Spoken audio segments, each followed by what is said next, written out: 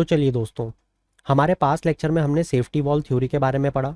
उसके पहले हम पढ़ चुके हैं कि इंडियन नेशनल कांग्रेस कैसे एग्जिस्टेंस में आई।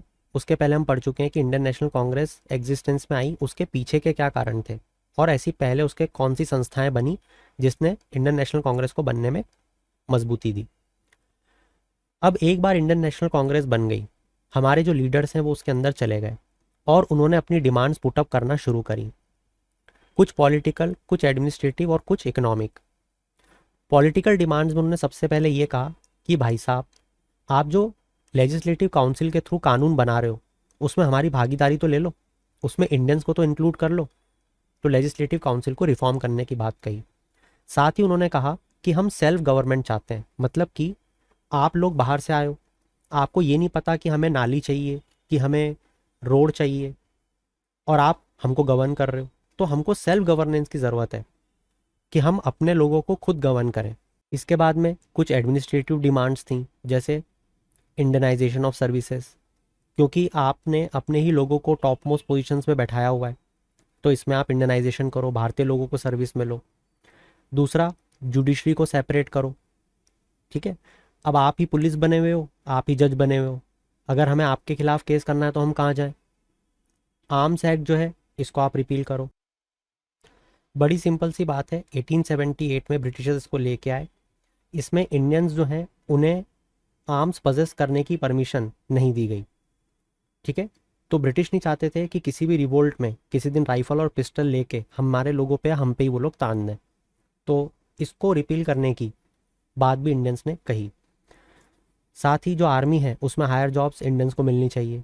कुछ इकोनॉमिक डिमांड्स थी, जैसे जो इंडिया की गरीबी बढ़ते हुए दिख रही थी उसको इंक्वायर करो, हम क्यों इतने गरीब होते जा रहे हैं। बेसिकली वो ये करवाना चाह रहे थे ब्रिटिशर्स से कि आप हमें, जो हमारी वेल्थ को ड्रेन कर रहे हो, जो हमारे देश से आप पैसा बाहर चोरी कर करके ले जा रहे हो, वो हमारी गरीबी का कारण है। तो वो इसमें इंक्वायरी बैठाने की कोशिश कर रहे थे, वो बैठाएंगे थोड़ी। साथ ही आप दूसरे देशों में जाके लड़ रहे हो, वॉर वेज कर रहे हो, तो मिलिट्री एक्सपेंडिचर जो है उसको रिड्यूस करो, हम क्यों पैसा भरें उसका। साथ ही जो टेक्निकल एजुकेशन है जिसकी कमी भारत में बहुत ज़्यादा है, उसके लिए फंड्स को बढ़ाओ। जो अनफेयर टैरिफ और ड्यूटीज़ आपने लगा रखी जिस कारण से हमारा माल जो है वो आपके देश में बिक नहीं पाता है, बहुत महंगा हो जाता है, और आपका माल जो हमारे देश में बहुत ज़्यादा सस्ता हो जाता है। तो ऐसी जो अनफेयर टैरिफ एंड ड्यूटीज़ हैं उसको ख़त्म करो और परमानेंट सेटलमेंट को आप एक्सटेंड करो। तो ये जब इंडियन नेशनल कांग्रेस ने डिमांड रखी, आपको ये इमेजिन करना है कि ये वो समय चल रहा है जब इंडियन नेशनल कांग्रेस में हर आइडियोलॉजी का व्यक्ति अंदर है उस संस्था में। तो आपको नहीं लगता कि कुछ मतभेद होंगे? ऐसी कोई पॉलिटिकल संस्था बनी ही नहीं है जहाँ पे दो या दो से ज़्यादा लोगों के मत अलग ना हो। तो यहाँ पे भी दोस्तों कुछ लोगों को कहा गया मॉडरेट और कुछ लोगों को कहा गया एक्सट्रीमिस्ट। ऐसा क्यों? क्योंकि जब इंडियन नेशनल कांग्रेस अपनी डिमांड्स को रख रही थी, ये जब समय चल रहा था, जब एक बार इंडियन नेशनल कांग्रेस की मीटिंग होने लगी, तो कुछ लोगों का मानना था कि ब्रिटिश राज जो है उसको तो हम रहने देते हैं हमारे देश में, उसको हम बाद में कभी हटवाएंगे, मगर अभी पहले हमें ब्रिटिश राज को भारतीय रंग में रखना है, मतलब कि ब्रिटिशर्स से अपने काम निकलवाने। उन उनका ये मानना था कि ब्रिटिशर्स हमारे फेवर में काम करना चाहते हैं, बस वो तो उन्हें पता नहीं है कि हमें क्या ज़रूरत है, तो हमें उन्हें अपनी बात पहुंचानी है। मगर कुछ लोग थे जिनको ये बात पता थी कि ब्रिटिशर्स सब जानते हैं, ठीक है, मगर वो कुछ भी नहीं करना चाहते हैं। हालांकि ऐसा नहीं है कि इन मॉडरेट्स को नहीं पता था कि उनका असली मकसद क्या है, मगर ये नहीं चाहते थे कि कोई खून खराबा हो, वो चाहते थे कि एक प्रोसेस के थ्रू ब्रिटिशर्स को हम रिफॉर्म या ओवरहॉल कर दें। मगर एक्सट्रीमिस्ट का मानना था कि इतनी धीरे धीरे हमसे तो नहीं हो पाएगा, हमको तो सब जल्दी जल्दी चाहिए। तो ब्रिटिश राज को पूरा हटाना इन एक्सट्रीमिस्ट का ऑब्जेक्टिव बन गया, जबकि इन मॉडरेट्स का ऑब्जेक्टिव क्या बन गया था? धीरे धीरे सारे काम करेंगे। और वहां बैठे जो ब्रिटिशर्स हैं वो तो डिवाइड एंड रूल की पॉलिसी खेलेंगे। जब आप मेरे साथ फ्यूचर में पढ़ोगे तो आपको ये देखने को मिलेगा कि इन मॉडरेट्स और एक्सट्रीमिस्ट को अलग अलग तरीके से पैसिफाई किया ब्रिटिशर्स ने। ये एक्सट्रीमिस्ट किसी की मानते नहीं थे तो इनको दबा देते थे, राइट, इनको मारते थे, पीटते थे, जेल में बंद कर देते थे। ये मॉडरेट्स, क्योंकि ब्रिटिशर्स को लगता था शांति प्रिय लोग हैं, कॉन्स्टिट्यूशनल रिफॉर्म की डिमांड कर रहे हैं, तो इनके लिए थोड़े थोड़े से कॉन्स्टिट्यूशनल रिफॉर्म ला दिया करते थे इनको खुश करने के लिए। फिर क्या होता था, जब कॉन्स्टिट्यूशनल रिफॉर्म थोड़े थोड़े ला देते थे जो सिर्फ दिखाने के लिए होते थे, तो ये मॉडरेट्स को क्या लगता था कि यार देखो हमारी सोच सही है, ब्रिटिशर्स रिफॉर्म कर रहे हैं अपने आप को, और ये एक्सट्रीमिस्ट को समझाते थे कि तुम भी ऐसा मत लड़ो ब्रिटिशर्स से, वो अच्छे लोग हैं। मगर ये जो टसल है वो मॉडरेट और एक्सट्रीमिस्ट में फिर से बढ़ती हुई दिखेगी आपको, क्योंकि एक्सट्रीमिस्ट बोलेंगे नहीं, कोई भी मेजर कॉन्स्टिट्यूशनल रिफॉर्म तो वो लेके ही नहीं आ रहे हैं, अपनी पावर तो वो ट्रांसफर ही नहीं कर रहे हैं, ये तो सिर्फ दिखावे के लिए कॉन्स्टिट्यूशनल रिफॉर्म लेके आ रहे हैं। तो ये जो चीज़ है, ये जो कहानी है, ये आपको अब धीरे धीरे समझ में आएगी।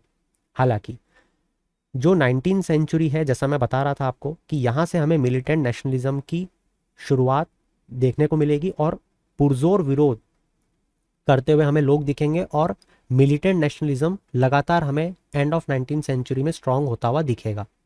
जैसे इसके कारण क्या है, मैंने यहाँ वाई एंड हाउ लिखा है। हाउ का मतलब है कैसे स्ट्रांग हुआ और कैसे बढ़ा, वाई का मतलब है क्यों बढ़ा। अब हुआ क्या कि ब्यूबोनिक प्लेग आया, बहुत ज़्यादा फेमिन आया, लाखों लोग मर गए। 1872 में लॉर्ड मायो को मार डाला पठान ने।